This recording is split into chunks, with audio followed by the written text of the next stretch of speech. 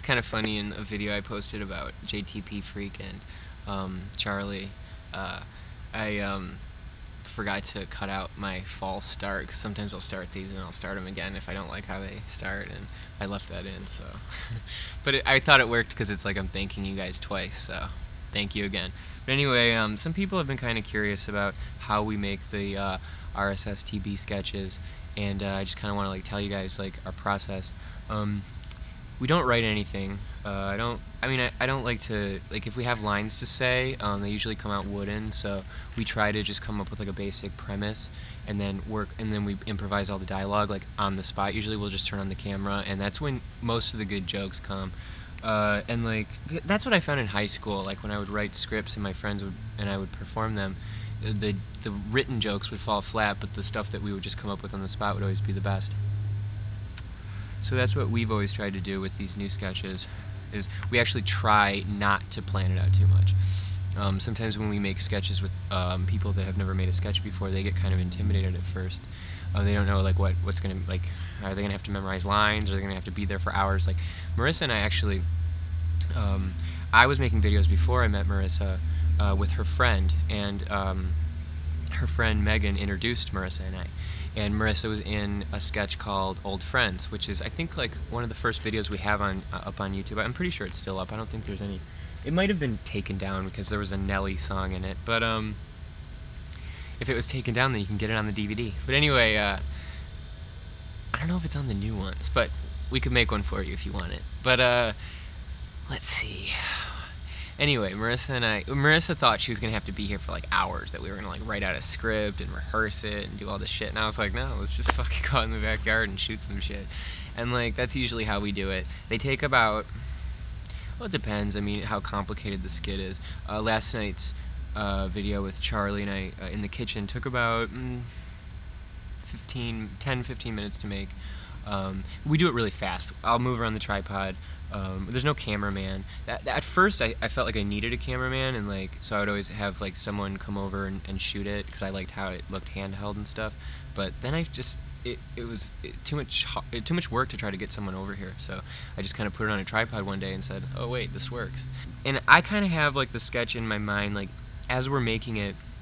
I know how I'm gonna edit it, so I know what shots to get.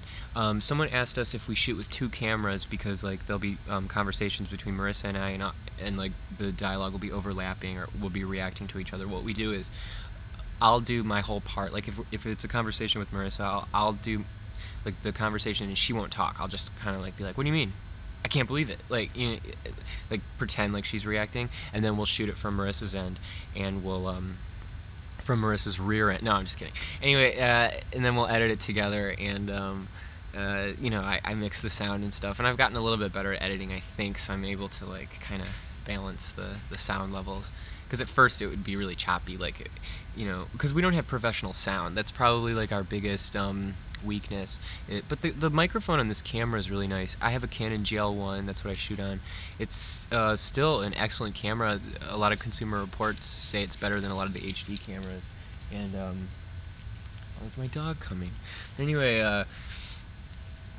what else? So anyway, it takes about 10-15 minutes. How we come up with the ideas, I don't know. We just kind of if inspiration strikes, we'll make a sketch about it. And when I was moving out of LA, I could only take a couple things with me on the plane, and I saw that mask, and I was like, oh, Charlie would look funny in that. So I grabbed that, and I had to make a video yesterday real quick, or 2 days ago, and I was like, okay, Mom, will you be in the skit? And she's like, okay. So, Charlie put on the mask, came down. That one took it was only a minute, so it took 5 minutes to shoot. A lot of the time, they take as long to shoot as they take to watch. That's these vlogs. These I just set up a camera and I talk. That's why I like to do these, because it's way less pressure. I don't have to edit them together, and I don't it's not a story. I take pride in these. I want to tell you guys interesting stuff, and I fail at it, but whatever. Anyway, so yeah, and then once it's finished, I usually don't, if it's during the day, I usually don't edit it right away. I edit it when, before I go to sleep, or, at night, and I edit it, and then I export it as a QuickTime, and then upload it and then after I upload it, I embed it, into MySpace. I have like a whole routine every night where I put it on Twitter and Facebook and stuff. And it's been like quite a commitment, like doing these like every day. It's been really hard because, sometimes we'll be in a bad mood, or it's like it's hard to be funny all the time, and it's like you don't always want to like make a bunch of jokes, but like sometimes like the tape will fuck up and we'll have to reshoot the entire sketch like after we're done with it, like I'll because I don't like to watch the footage either. I've been actually getting better about that. I do check the footage nowadays because my camera gets a little glitchy, so like I'll watch it, but in the beginning I didn't like to watch the footage because it would stress me out. I would want to like redo it or something, and I just feel like if you get it out, like it's good enough, and that's great, I feel like momentum sort of makes the sketch really good. Like if we are really in the zone or whatever, and we're like rushing through it, I usually think that the sketch will be better than if we like sit around and we fucking debate everything. And usually the end of the sketches will just happen. Like we'll shoot it and I'll be like, that's the end. We don't really like, it's okay, well that's cool, we're done. Because if we keep shooting, then it can like get weird and stuff. And I don't want them to ever be too long, because I think that I think our longest RSSTB is like 7 minutes. I mean, doing narrative is hard. I mean, talking is a lot easier than like coming up with a story, for me at least. But yeah, in the beginning too, I got a lot of inspiration from like just listening to the radio and like hearing silly songs, and I would like want to put them in a video. But now that YouTube takes down so many videos with copyrighted music in it, we've been relying on ourselves more, which I think the sketches have gotten better because they're more us. Another thing too is when we make sketches with other people, sometimes it gets a little bit out of voice, because Marissa and I and Charlie, and we have like this whole like we have a certain kind of sense of humor, and so if we like when we do something with someone that hasn't done a skit before, like some of the humor will clash a little bit, and that's what I say, it's like out of voice. It doesn't mean it's a bad thing. I think some of the best scenes have come from other people's, just improvising on the spot, like in the Skateboard Jones, the one on the half pipe, that guy who said like he's so whack, it's like Susan Sarandon on her period, like that, he just said that at that moment, and like we didn't tell him to say that, he just came up with that, and like that one, I think a lot of people liked that line.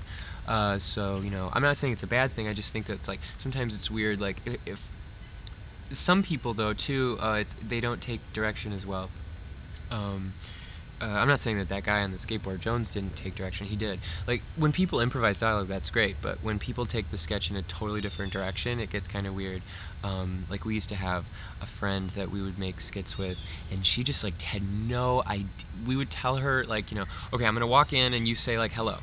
And I'd walk in, and she'd be like, did you see the neighbors? Like, they're so crazy. It's like, what the hell are you talking about? Like, what? You just changed the sketch. But, I mean, it's like, I don't know.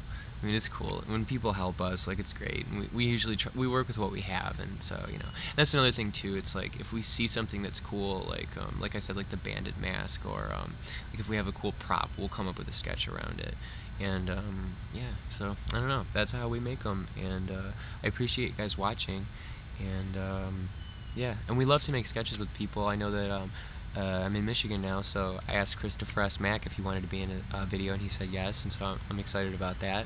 And like I wanted to, it's like, it's no pressure. Like when we do these, like I love hearing like what people come up with. Like when I say it's out of voice, I don't necessarily mean that's a bad thing. I just mean like sometimes it's a little bit more work for me to like think of how to structure it when it's not my idea. But yeah, so I don't know. Yeah, if you have any questions, just ask me, so thanks. One other important thing that I wanted to mention is we never try to look cool in the skits, because like looking cool to me is like the death of comedy. So like I try to be as lame as I possibly can, like as stupid and ridiculous, because like if you're all like, yeah, what up? That's the problem with LA, and that's why like fucking Hollywood never makes any funny comedies, because they're always trying to look cool in the fucking movies. Like, have you seen I Love You, Man? That movie fucking blows. I don't know. I mean, I guess it was entertaining, but